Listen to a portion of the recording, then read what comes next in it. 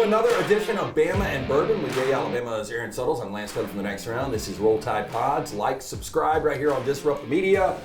This is one I never thought we would be talking about. A Final Four Bama and Bourbon podcast. Look, we all agree Nate Oates is an elite coach. His contract proves it. But coming into this tournament, and I know I was part of a hype video for this Alabama team talking about their defense, but you agreed with me, right? I thought I was going to be on there too. Maybe they just did me a favor. But look, you and I both said when after the first round exit or quarterfinal exit in the SEC tournament, Alabama's first game, that we thought 2 wins would be a successful season. Right.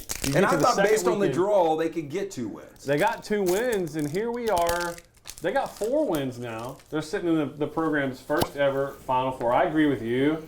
I thought Nate was elite before this. There's no question in it now. I think he's a top 5 coach in the country. To take this Alabama team, when there's probably 2 other teams that he's coached at Alabama that could have gotten to the Final Four. And so much of this is your draw.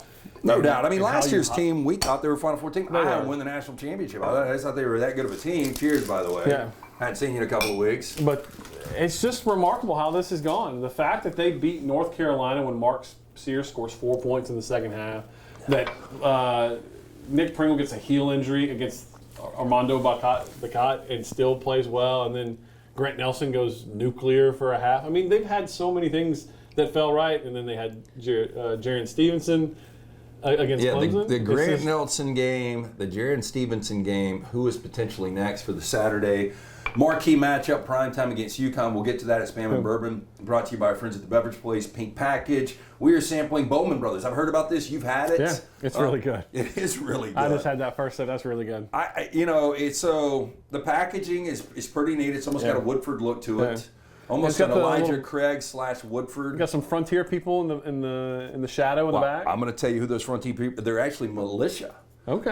So John J. Abraham, Joseph, and Isaac Bowman, Virginia militia officers in the American Revolutionary War. This handcrafted bourbon whiskey is a tribute to their heroism. The Bowman Brothers small batch bourbon distilled 3 times using finest corn, rye, malted barley, producing distinct hints of vanilla, spice, and oak. I do feel it right here. Yeah. I'm going to say this is 90 plus 90, proof. 90 proof. Yeah. It's nice, and this is nice. That's a cool bottle, man. Yeah. I like it. I dig it. We said that at the same time. Okay, so this UConn team, 35-3. They have won by margins of 39-17, 30, and 25. A 30-0 run against a really good Big Ten champion Illinois team. Yeah.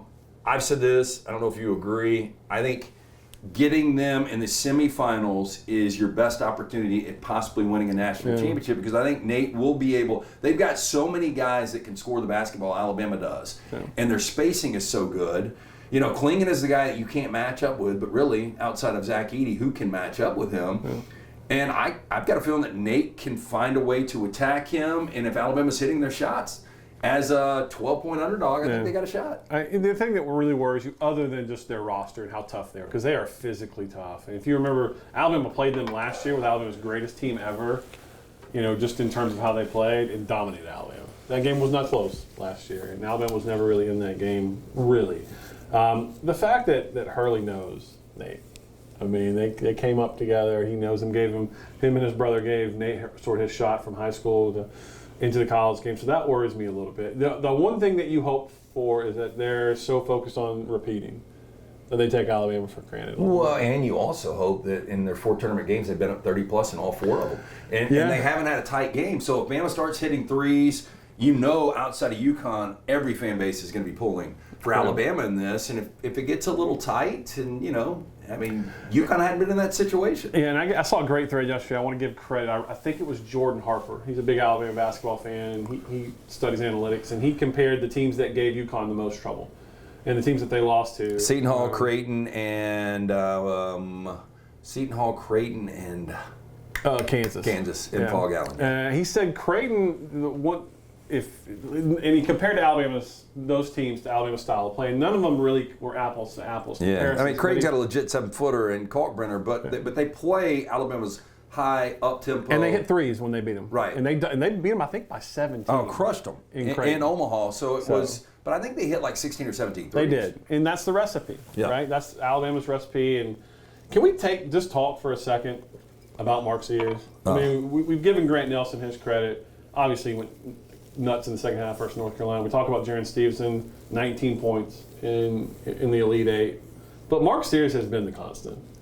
And seven threes in the Elite Eight? I think Alabama fans and media have gotten numb to counting on 22 to 23 points, which is a lot of points in the college game. 40-minute game, yes. Listen, he led the SEC in scoring in a year in which Dalton Connect is going nuts. And Mark leads him in scoring. Look, I don't know what Mark's going to do. I know I'm with the NIL entity, and so pay him. We're going to. We'll get to how you can get on board. Yeah, we're going to do whatever Collective. Nate Oates wants us to do, in trying to entice Mark to come back. Who knows what that's going to be? I'm of the opinion, though, if he comes back, is he the greatest Alabama basketball player of all time?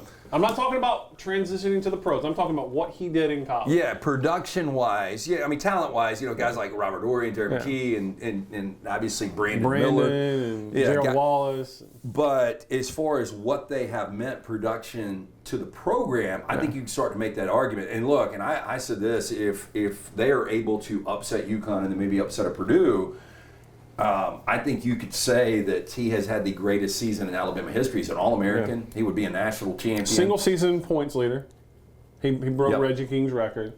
And he's just a constant. And he did it last year. We saw it. Like, he had that game, but he was going to defer to Brandon because Brandon was the guy. He's the guy this year. Well, what's so interesting, you brought up Grant Nelson and Jaron Stevenson. And Stevenson had 19 and 5 threes. Sears has the 7 threes and 23 points. And nobody's talking about it. I mean, if that was Latrell Wrightsell, if he would have played, that would have been the Wrightsell game. But because it's Sears, it's Sears. But I agree with you. And Reese Davis was on with us on the next round earlier. That's my guy. I love Reese. And Reese said, hey, look, Sears, he needs his jersey in the rafters of Coleman. Yeah. Reese said that? Yep. And look, Reese knows this program well. I like to think I know the program pretty well. He is so good. He is constant that we have taken for granted, and that's exactly why we're not saying it's the Mark Sears game, because it's every game. But what's crazy is, like, he can't have an off game. I know. I mean, it's like there's so much pressure on him behind the scenes to continue to do his thing and to have 20 to 23 points. And he started off the first half like ice cold versus Clemson. Could not get it going. And what was Bama, 1 of 13 or something, and they were down 13. And then Jaron hits a couple of threes and gets them going, and all of a sudden, it's on. This Bama and Bourbon is brought to you by our friends at the Beverage Place, Pink Package, both located right off of Highway 280. One-stop shops, liquor, beer, seltzers, wines, sodas, mixers, cigars, ice, even fresh lemons and limes. Get in and see Chan and JJ. They do a fantastic job. They provide us with the Bowman brothers, which we'll get back to in a minute, with Yale, Alabama's Aaron Suttles and Lance Taylor from the next round. This is Roll Tide Pods. Like, subscribe, give us a thumbs up. We were talking about the collective. How can people get involved? Very important. Hugely important for football and basketball because Alabama's on the scene now. I mean, Nate said it last week that they've done some great things, but in order to be considered a great program, you got to make Final Four. It's here. And so there are going to be expectations that come along with that. And part of that expectation is getting talent on campus, keeping talent on campus. NIL is a part of that. You guys know the landscape. yay-alabama.com/fans is a way that you can get involved. If you haven't already, by the time this comes out, it may have been closed, but we gave away sweepstakes, Final Four tickets, hotel stay, airfare, if you made a one-time donation to the Alabama. We're going to be doing more stuff like that in the future. We're trying to give you guys experiences as well as content to make this venture that we're trying to do to help Alabama athletics successful. Are you going to make it out to Phoenix? I'm not. I want to, but it's because I work for an NIL, I'm very cost conscious of any dollar I spend. And airfare is stupid. Well, and that's kind of like being part of this group here at Disrupt. We've got 2 on site, and Taylor and Dunaway do a great job. Just like you guys have been everywhere this postseason. It feels like. Completely attacking like termites on the content. So, and I really don't like to travel. I think it would be an awesome atmosphere. I think Alabama is probably going to be the most represented fan base out there. You think so? I think so. I mean, NC State, they've been starving. It's been a long time for them. I don't know how big that fan base is. Remarkable story, by the way. UConn, they won it last year. I think Purdue is going to have a massive fan base. But if you're an Alabama fan, we've seen the way they travel for football. Yeah.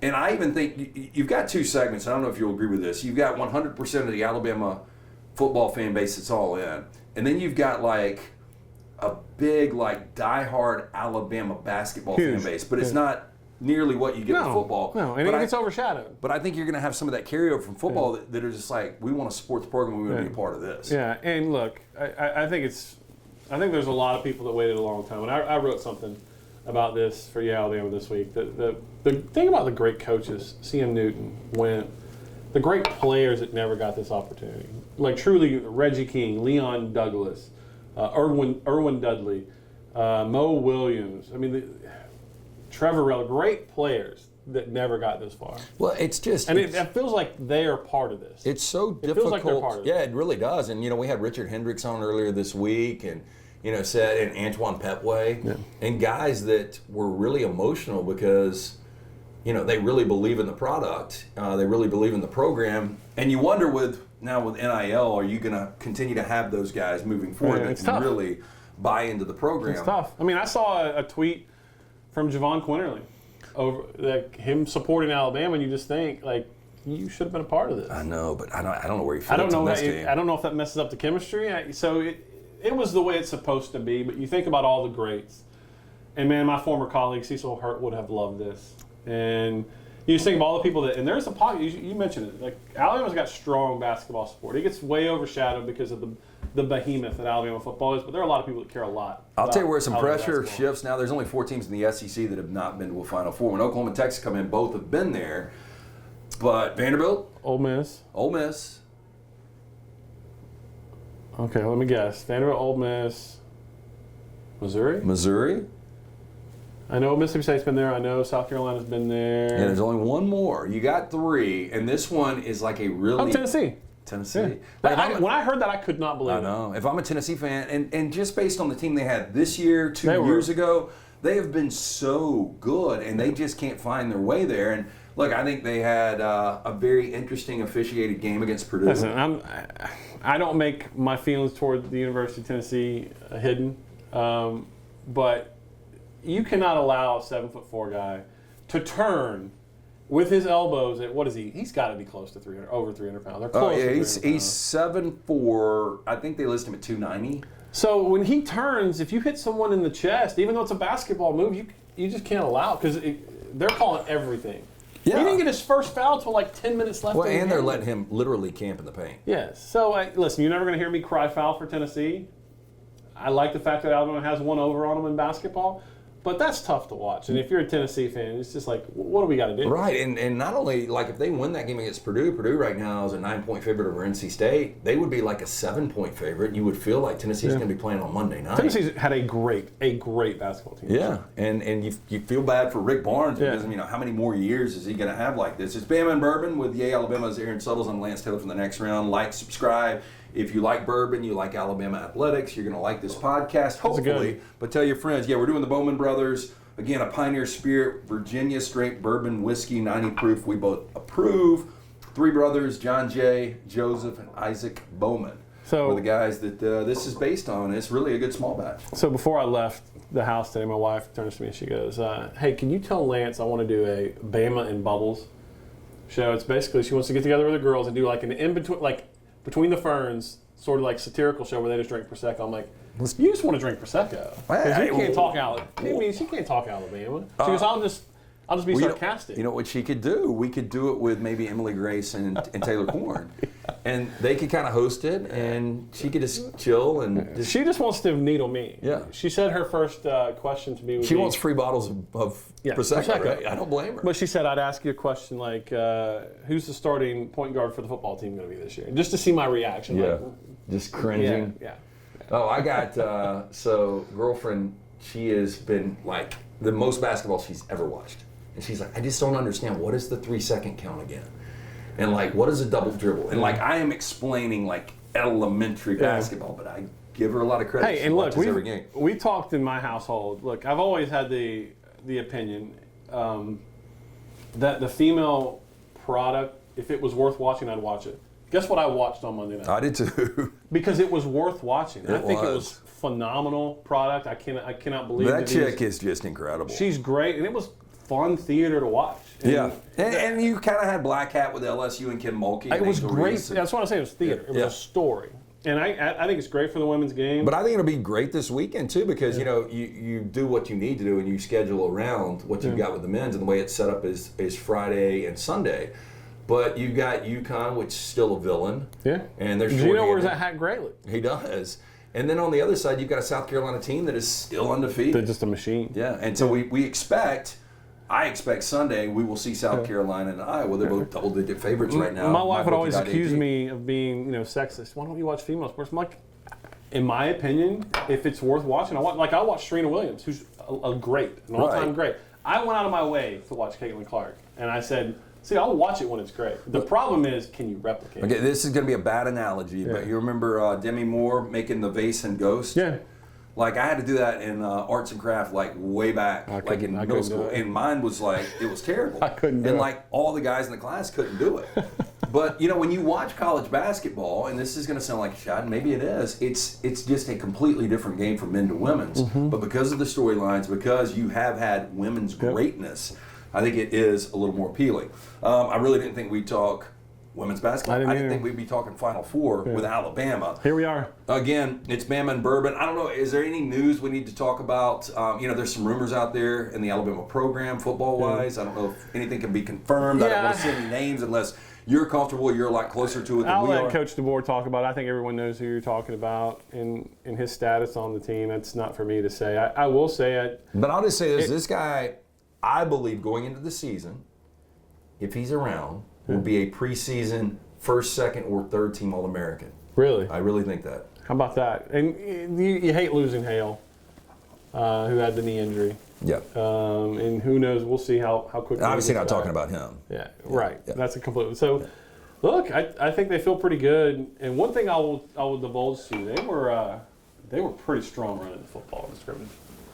They got Jan Miller. They got Justice Haynes, Richard Young, Daniel Hill. If I ask you right now, like, we saw Justice and there was the expectation coming into the season, but like, do you feel good about saying, I think this guy is going to be the guy? It's got to be Justice, right? I don't know, man. I love Jam, and I was wrong just because of the way the season played out. I thought Jam would lead the team in rushing. He did not get enough touches for my liking. And I'm interviewing a guy today after we do this. It's coming up on Half Hour Huddle on Yeah Alabama, Kendrick Law, who I think you can use in a jet sweep, which is sort of like the run game. They got you were the first to I've always said that Drake London is Mike Williams, and my boy Greg McElroy. I gave him that on the air, and he told me he'd give me credit. He never did. Oh, come on, Greg. And now that the people have run with that, but you were the first to say Deebo Samuel. Yeah. Now, the problem is we haven't seen K-Law get a lot of touches. Here's the problem. He had a career-defining moment in the Iron Bowl that was wiped off the board because his tight end held. Yep. 4th and 1, second drive of the game. You go down and score, go up 14-0 on Auburn. That ball game's over. But he got called. So I'm glad he got called because it was an awesome finish. Yeah, but look, I don't think anybody's used him right, and I think Kalen's going to be able to use him right because he's a physical specimen. He is insanely athletic, good kid. I can't wait to see him get more touches, opportunities. I don't care if it's punt return or kick return, jet sweeps. Get him the ball, wide receiver screen. Get him the football. So the good news is Alabama is in the Final Four. The bad news is if you like this pod, next week will be our last week. We're going to be taking a little hiatus until August. We might do a couple of specialty shows if there's some breaking news, maybe after the transfer portal, which will open up in the next couple of weeks. Can you believe that? No. It's already back on us. I cannot. But it's Bama and Bourbon, brought to you by The Beverage Place, Pink Package, Bowman Brothers, we love it. Thank you to Chan and JJ. Yeah, awesome stuff. One more shout out for Yay Alabama, the collective that you are a big part of. Yeah, make sure you're checking our socials on Yay Alabama. We got some events coming up with Coach DeBoer. We're going to take him around the state, Huntsville, Birmingham, Orange Beach. It's going to be open to the public. You can buy tickets to that, get to interact with your new football coach. We got content, we got experiences. We gave away a trip to the Final Four. When this comes out, it'll be closed. But keep those type of experiences. We're going to do some stuff with auction items from student athletes. It's more than just content. We want to create an experience where you feel like you have ownership in the program, which is what essentially NIL is. And so hopefully you guys support us. I don't think this will be the last time Nate Oates is in a Final Four. No. They're so difficult to get to, though. We were talking about Billy Donovan earlier in the show, and he went to 4 and all that time at Florida, and 2 of those were back-to-back. Yeah. But if you're an Alabama fan, enjoy it because, we both grew up around here. Great teams. Yeah. And could never get past the second round. When you just think about the greatness of college basketball, especially in the 80s and where it is right now, but UAB, Auburn, Alabama, guys like Robert Horry, Derek McKee, and guys like Chuck Person and Charles Barkley, and the Andy Kennedys and the Allen Oggs and the Steve Mitchells of the world, those teams never got to Final Fours, and now within 5 years we've had 2 state teams. It really is. So enjoy it. Hopefully Monday night, Alabama will be playing Purdue or NC State. And how about that? Hopefully we'll be doing a show. We'll probably wait till Tuesday if that's the situation to get a little feedback on that and reaction. But have a great week. Enjoy it. Pick up some Bowman Brothers Head in the Beverage Place pink package. Support Yay Alabama. And we will see you guys next week.